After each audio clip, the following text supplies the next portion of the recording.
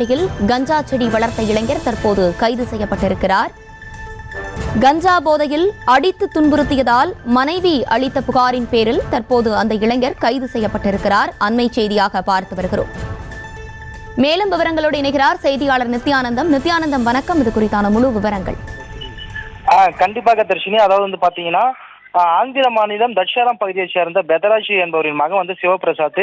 இவர் ஆந்திர மாநில ராஜ்மண்டி பகுதியைச் சேர்ந்த ஜான்சி என்பவர் திருமணம் செஞ்சிருக்காரு.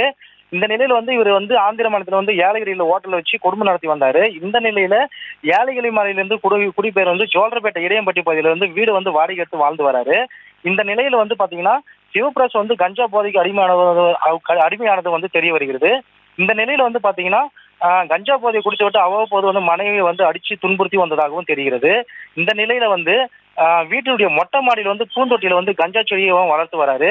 கஞ்சா கிடைக்காத நிலையில பாத்தீங்கன்னா இந்த கஞ்சா செடிகளை அவரே பயன்படுத்தி அவ்வப்போது போதை அடிமையானதாகவும் தெரிகிறது. இதன் காரணமாக கணவனின் துன்புறுத்தல் அதிகமாக மனைவியை ஜோல்ரப்பேட்டை காவல் நிலையத்தில் தனது கணவன் கஞ்சா செடியை வளர்த்து வருவதாகவும், இந்த கஞ்சாவை பயன்படுத்தி அவ்வப்போது போதை தலைக்கேறிய பெண் தன்னை அடித்து துன்புறுத்தி வருவதாக புகார் அளித்தாரு. இதன் காரணமா பாத்தீங்கன்னா சிவபிரசாத்தின் வீட்டிற்கு சென்ற ஜோல்ரப்பேட்டை போலீசார் வீட்டின் மொட்டை மாடியில வளர்த்து வந்த கஞ்சா செடிகளை பறிமுதல் செஞ்சிருக்காங்க.